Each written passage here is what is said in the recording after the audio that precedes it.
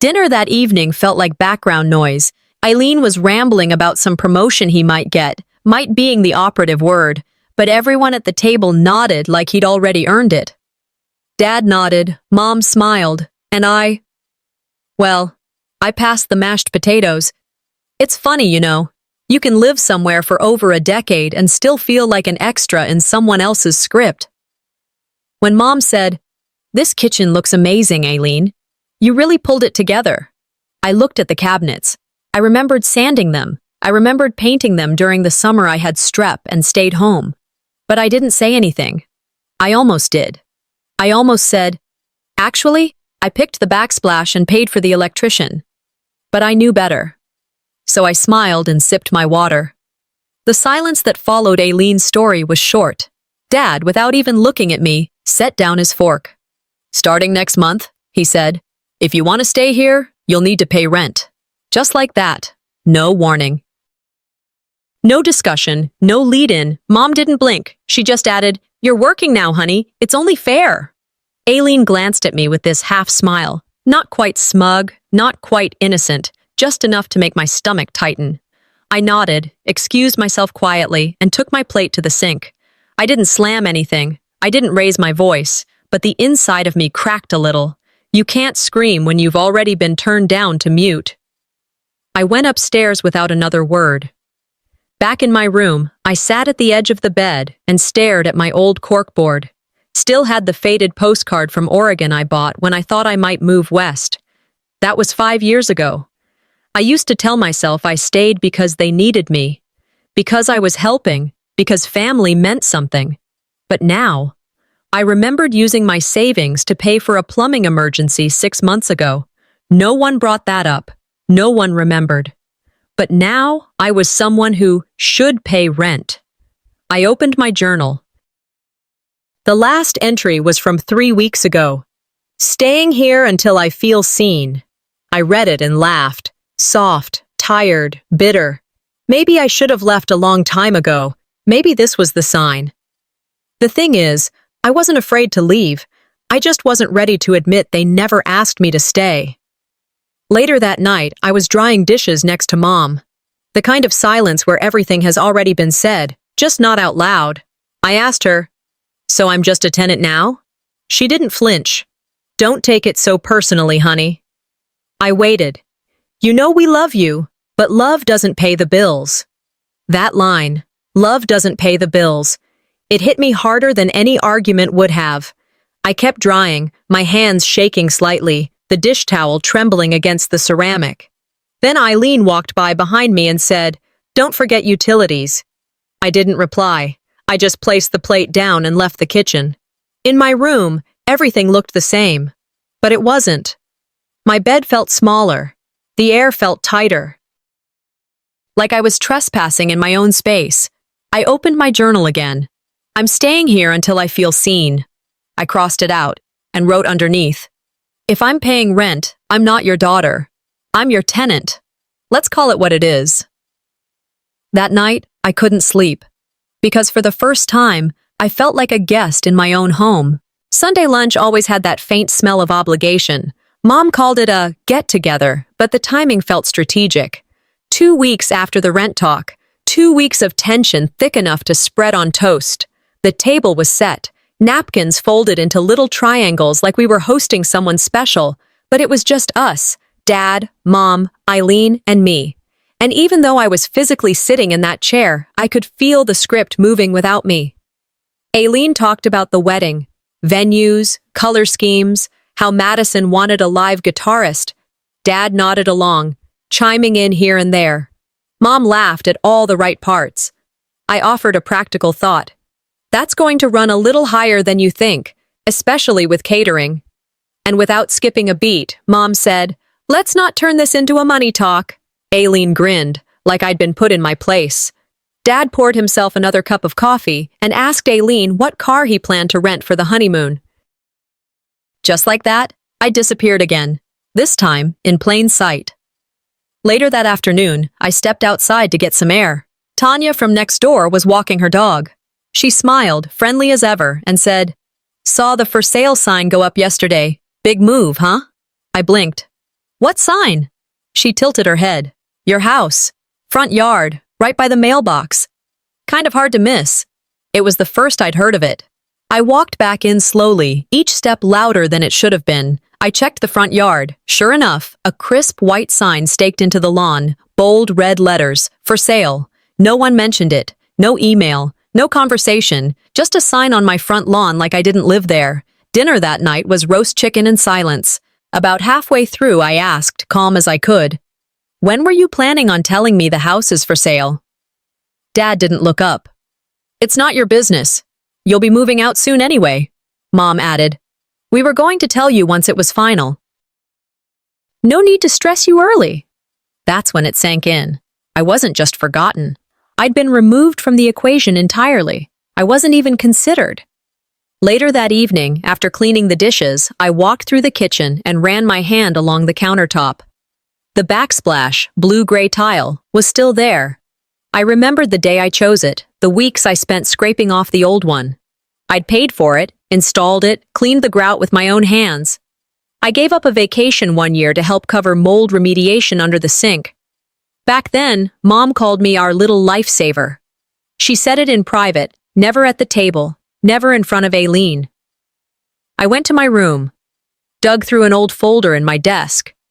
There it was, my blueprint sketch of the kitchen. I'd drawn it on graph paper, carefully labeled, colored pencil for accent walls. I held it for a long while. It wasn't pride I felt. It was grief. I realized that I had never actually belonged in that house. Not to them. I was just another person who patched things up when they broke. Around midnight, I sat on the edge of Mom's bed. She was folding laundry. "If you sell this house," I asked, "where do I go?" She didn't even pause folding. "You're old enough to figure it out. You're smart. You'll manage." I stared at her. "Did it ever cross your mind that I might want to stay? Maybe even buy in? Be part of this?"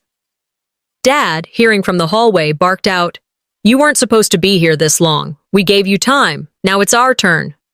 That was it. That was their version of closure. I stopped asking, not because I accepted it, but because I finally understood. I was never supposed to be permanent. I was just on loan. The next day, I started quietly gathering small things, personal items, nothing noticeable yet, not leaving, but preparing. I opened the trash bin by the desk and saw it, a crumpled listing flyer, same house, same address.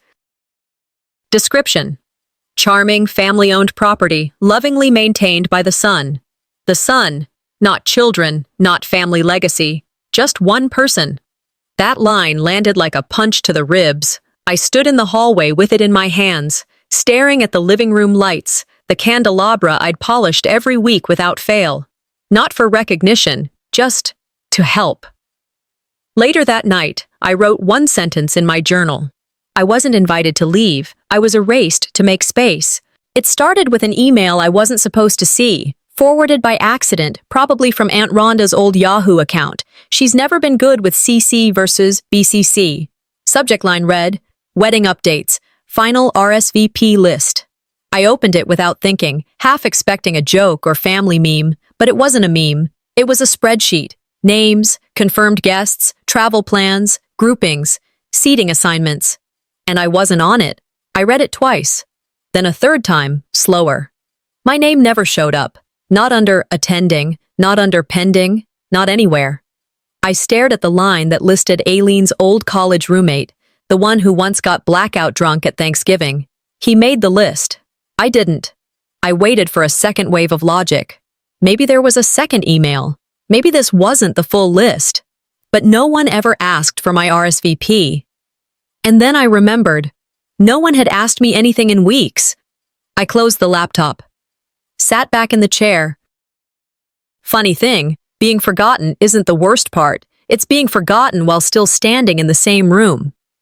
Later that afternoon, I decided to do some digital housekeeping, clearing folders, deleting old files. Somewhere in the middle of that, I clicked into the documents tied to the house. No real reason, just habit.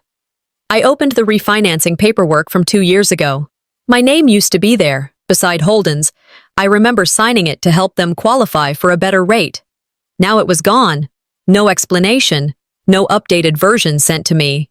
Just gone. I called the county records office, said I was checking on ownership clarification. The woman on the line was kind but firm. "You're not listed as a current co-owner, ma'am. That change was made back in November." November. I helped pay the winter heating bill in December. That moment didn't feel like a slap. It felt like a quiet, deep cut. Something internal, clean, cold. It wasn't just emotional anymore. It was paper. Oh, it was filed. It was already history. That evening, after Mom came back from her yoga class, I asked her in the kitchen, "Why did you remove my name from the house title?" She folded a dish towel, then smiled softly, almost rehearsed. "We didn't want to burden you with tax implications. It's complicated, sweetheart." Or, I asked, was it just easier to cut me out before I could claim anything later? She looked down, said nothing, and that silence told me more than any justification could. I thanked her. Really, I did. There's a strange clarity that comes when people finally act on what they've been thinking all along. Later that week, Eileen made a public post, a group photo of him and Madison on their porch, champagne in hand. Caption, "Can't wait to see all of you at the big day." I wasn't tagged, didn't expect to be, but it still hit harder than it should have. A friend I hadn't seen in years messaged me, "I thought you were going to be a bridesmaid." I typed and erased 3 different responses before landing on, "I decided not to be part of it, needed the space." The lie rolled off my fingers like truth. I'd spent so much of my life trying to shrink myself so others wouldn't feel bad, kept quiet, stayed helpful, never made a scene, and this was the result, quietly deleted. That night, I wrote in my journal. I was edited out before I even got the chance to decline. I printed the guest list from that email, highlighted every name but mine, slipped it into a manila folder, wrote on the label, "Proof of absence." Then I started pulling back, silently. No big exit, no confrontations. I just stopped offering help, stopped answering right away, stopped trying. They didn't push me out. Not exactly. They just made enough room for me to disappear. It's not what they took from me, it's what they never planned to give back. It started as a routine email, one of those credit alert notifications I usually ignore. But something about the subject line pulled me in. "New activity on your account." At first, I assumed it was spam. I hadn't applied for anything recently. I logged into my credit monitoring dashboard just to be sure. There it was. A new mortgage refinance listed under my social security number. I blinked. Pulled the details. The amount wasn't small. It was tied to a property I recognized immediately. The house. Not mine anymore, but still, the house. At first, I thought maybe it was an error. Someone at the bank mixed up numbers, or maybe the system glitched. But then I saw my name, clear as day, listed as co-signer. And beneath it, primary, Holden Reese. I called the credit union pretending I needed to update some tax records. I kept my voice calm, professional. The woman on the line hesitated when I asked her to confirm any active or closed loans tied to my SSN. "It's connected to a joint application," she said. "Last name Reese?" I thanked her, hung up, and just sat there. Still, like my body had gone cold inside out. The next morning, I walked into the branch, wore a button-up shirt, pulled my hair back, carried a folder like I was doing something official. It helped me hold myself upright. The guy at the front desk smiled, asked if I needed help. I told him I was double-checking my old loan records, something to do with refinancing paperwork. He asked for my social. Printed it out. There it was again. My name, my number, my trust, used without a word. I asked him, "Can you tell me what property this loan is tied to?" He slid the paper across. I didn't even need to read it. I already knew. The house. My old home. The one I got erased from. Legally, emotionally, now financially. "Thanks," I said. I folded the paper slowly, as if my hands couldn't move fast anymore. I stepped outside into the heat and stood under the overhang. The sun hit me square in the face, but it didn't matter. I felt like I was moving inside a version of me I didn't recognize, like my skin no longer fit. That evening, I sat on the couch with a glass of water and called him. Did you use my identity to take out a loan? Holden didn't miss a beat. It was for the family. You were part of it then. I let the silence hang there. Thick. I'm not part of anything anymore, remember? He sighed like I was being difficult. Don't be dramatic. You're still our daughter. I smiled, not that he could see it. Not in the paperwork, I'm not. Click. I set the phone down, and that's when it happened. Not loudly, not with a bang, but something inside of me broke free, like cutting a frayed rope instead of watching it unravel. That night I wrote in my journal, not a story, not a confession, just one line. I'm only useful when I don't speak. Then I kept going. When I was 19, Belle said I was so low maintenance, such a blessing. I wore that like a badge back then, thought it meant I was strong, chill, easy to love. Now, it reads like a warning. You're so easy to overlook. I started printing. Credit report, account history, screenshots of the call log. I wasn't planning a lawsuit. I was planning to take back what I gave away without ever asking for something in return. This wasn't revenge, not yet. This was acknowledgement. Later that night, I sat down at my desk, wrote a short letter to myself. You are not paperwork. You are not backup. I folded it neatly and placed it in the same folder with the rest of the documents. I didn't tell anyone, not yet. But I started leaving, not with boxes, not with shouting, just less of me in the room. And they were going to feel it. Not through confrontation, but through absence. I pulled into the driveway and something felt off before I even put the car in park. It took a second, 2, maybe 3. Then it hit me. The cherry tree was gone. The one Mom and I planted when I was 13. The one that bloomed pink and perfect for 3 weeks every spring. The one she used to take photos of and say, "This is the only thing in this house that blooms on time." Gone.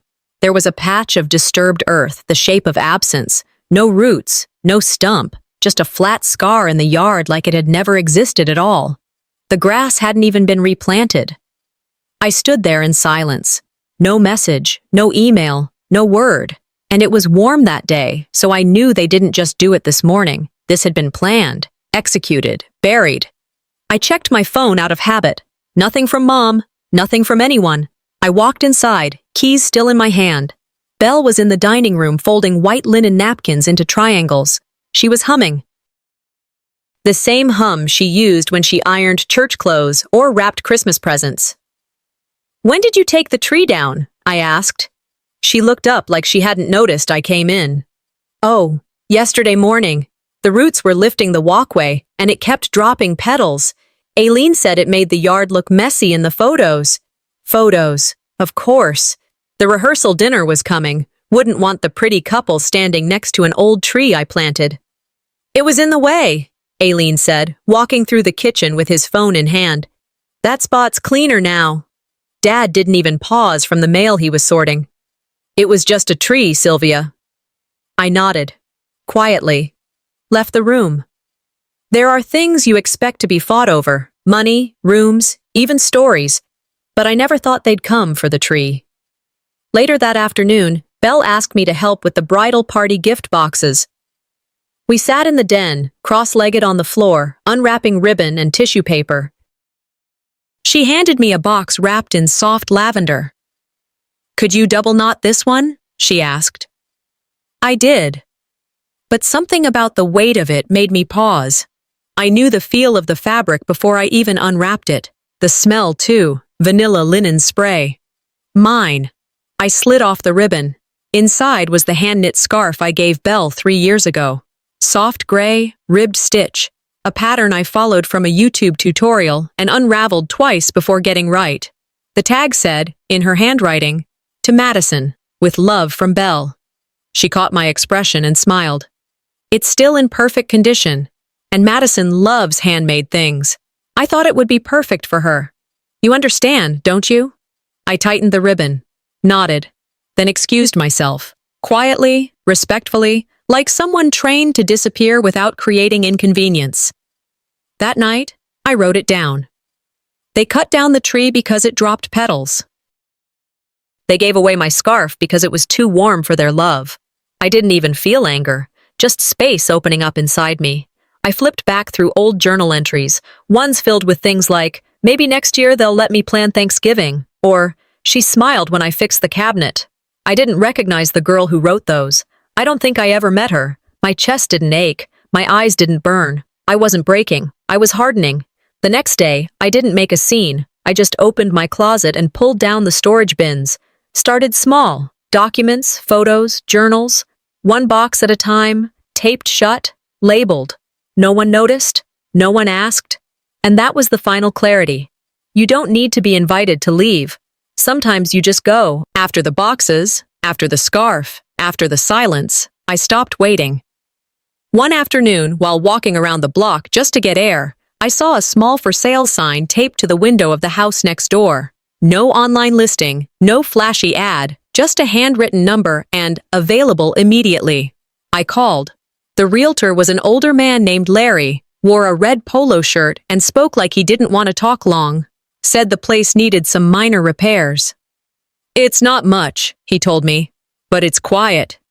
That was enough. I didn't tell anyone. I toured it alone. 2 bedrooms, 1 bath, floors that creaked when you walked, a smell of old dust and worn carpet in the hall. The blinds were yellowed, the porch slanted slightly to the left. But when I stepped into the living room, something in my chest opened. Not pride, not excitement, just air. It wasn't big, it wasn't impressive, but it didn't belong to anyone but me. I signed the papers the same day. That night, I ran the numbers again. My credit was clean. Ironic, considering they'd used it behind my back. I could afford the mortgage, the taxes, the insurance. Not comfortably, but steadily. I opened Excel and started a spreadsheet. Deposit, closing costs, basic furnishings. I wrote it out, line by line, like a grocery list for freedom. No announcement, no conversation. I paid the deposit and let the process unfold in silence. I took pictures of the empty space before moving anything in. The way the sunlight came through the kitchen window. The dust on the floor. The emptiness felt clean, untouched. 2 days after closing, I picked up the keys from Larry. He handed them over without fanfare. Just, good luck, and a quick handshake. I walked the key across the driveway and slid it into my own front door. A few days later, while carrying in a box of books, I bumped into Diane, the elderly neighbor 2 doors down. Sweet lady. Always had a bowl of wrapped caramels near the front door. She waved at me from her porch and called out, "Oh, honey, are you the new babysitter for the Reese kids?" I blinked. "No," I said with a smile. "I live here now." Her face flushed. "Oh my goodness, I'm so sorry, I just assumed—" "It's all right."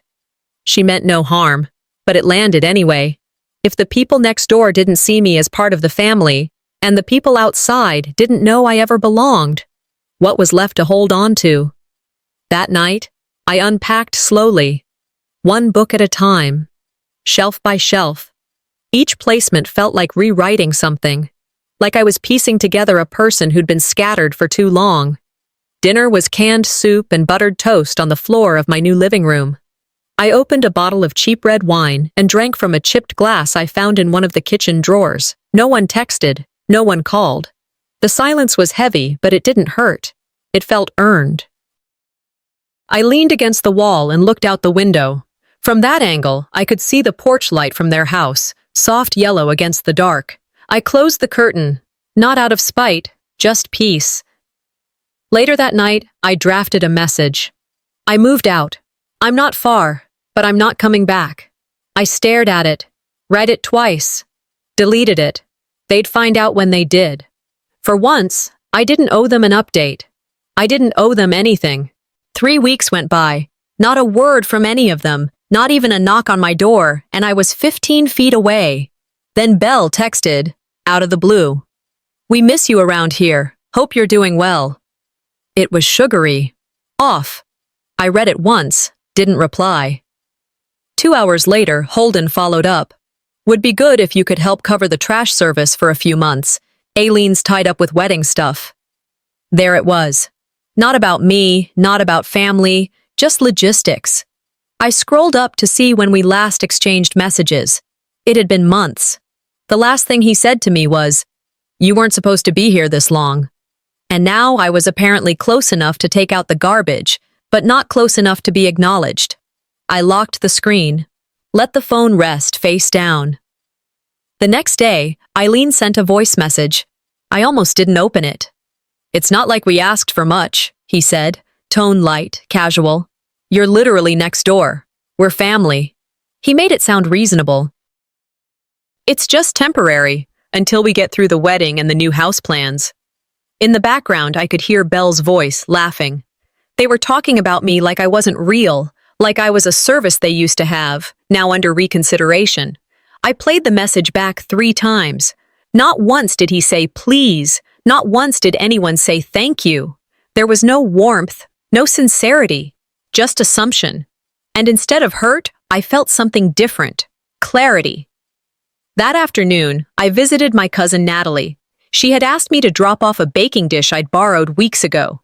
We were standing in her kitchen when she offered me a soda, and I noticed a binder on her counter. One of those family records books Belle had handed out a few years ago to all the extended relatives. I opened it absent-mindedly. Inside the front cover was a laminated chart labeled Future Planning, Estate Outline. I didn't mean to look, but there it was. Aileen's name printed beside the main house, the lake property, the jewelry box, the small plot of land near Aunt Ruth's place. Nothing next to my name. In fact, my name wasn't even on the page. Not once. I didn't say a word. I smiled, closed the binder, pulled out my phone and snapped a picture. Later, I renamed the image, proof they already moved on. It wasn't about inheritance. It was about confirmation. They weren't preparing to cut me out. They already had. From that moment on, I documented everything.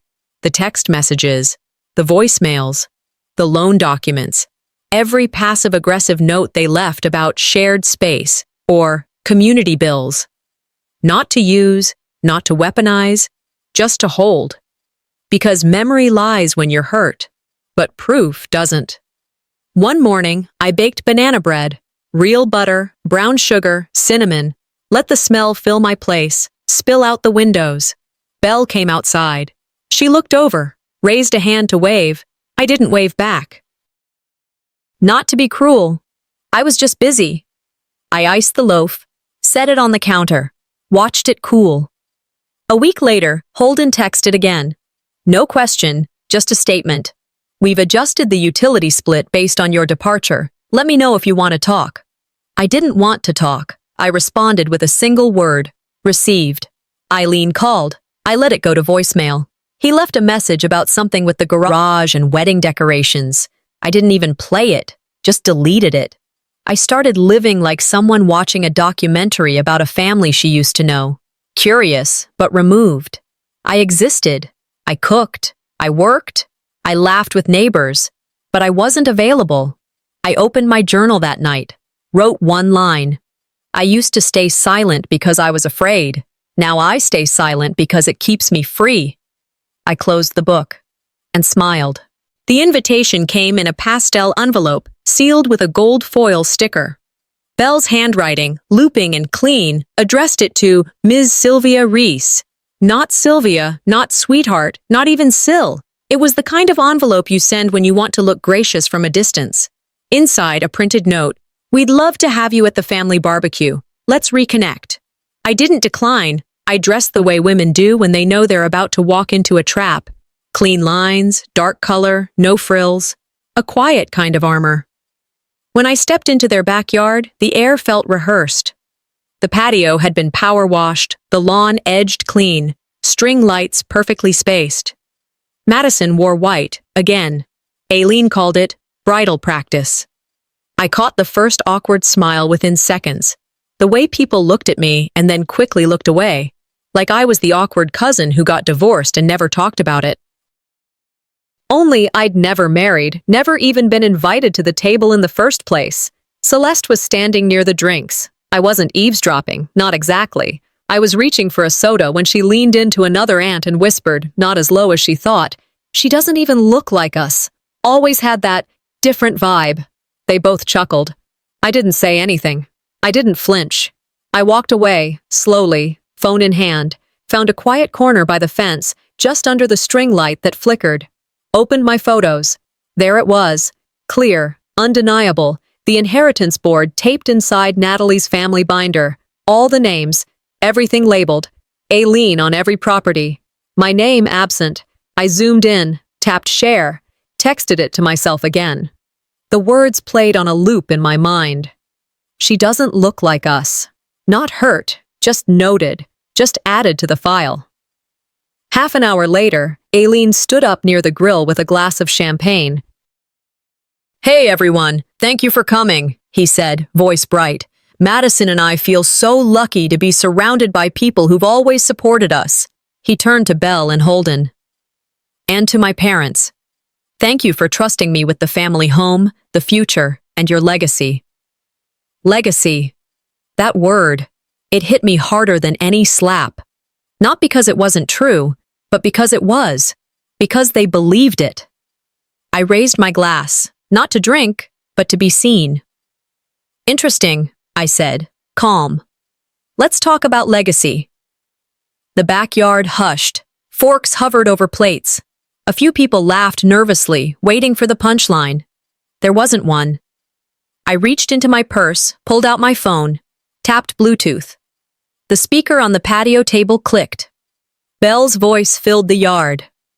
"You've already done so much, paid for the kitchen tiles and the vent repairs." It was a recording. I hadn't intended to use it. But that changed somewhere between Celeste's whisper and Aileen's toast. Then came the slideshow. Photos on my screen, receipts, invoices, all in my name, all time-stamped. I didn't raise my voice, didn't look at anyone in particular. "I wasn't going to come," I said, "but I figured, if we're all talking about legacy, it's worth reminding folks who helped build the house." No gasps, no yelling, just quiet, the kind that hums with discomfort. I tucked the phone back into my bag, took a sip from my glass, set it down, grabbed my purse. "Thanks for the food," I said loudly, to no one in particular. I walked out, past the folding chairs, past the cooler, past the shocked silence. The only sound behind me was someone's whisper. That was something. They didn't call. They didn't text. Not that day. Not the next. The family group chat, once filled with grocery lists, passive-aggressive reminders, and photos of holiday centerpieces, had gone completely silent. I opened it once out of habit, just to see. Nothing. Not even a question about why I left like that. No follow-up.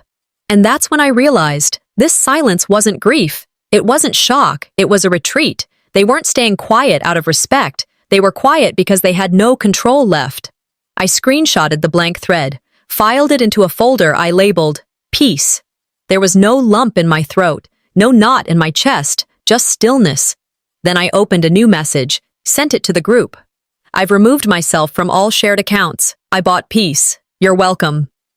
That was it. I logged into the electric company site, unchecked my name from the joint billing, closed out of the insurance platform, left the family Hulu login without saying a word. For every service I stepped away from, I wrote a sticky note and pinned it above my desk. "You owe no one the version of you that kept them comfortable." The cherry tree spot in the front yard was still bare.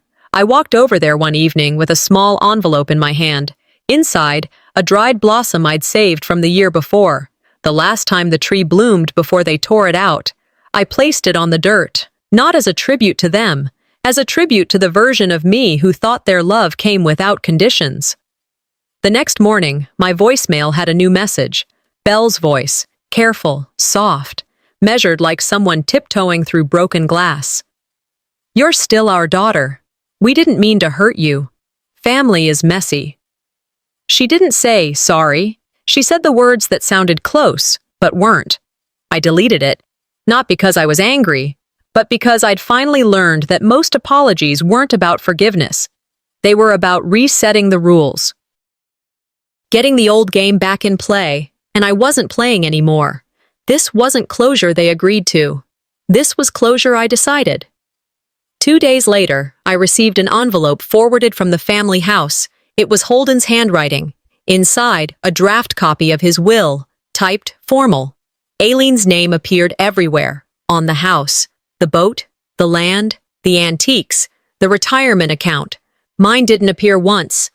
At the bottom, in pen, "We'll talk more about this in time." I read it slowly, then picked up a red pen and wrote underneath, "No need. I've already taken what's mine." That night, I sat down and wrote my own will. Not for legal purposes. Not yet. Just a note to myself. My legacy wouldn't be cash or land. It would be choosing myself every time they tried to erase me. And then I did the final thing. I opened the family group chat, typed out one sentence. "You wanted quiet? Now you have it." No exclamation, no name, just fact. And then I hit leave group. I leaned back in my chair, opened a window, let in new air.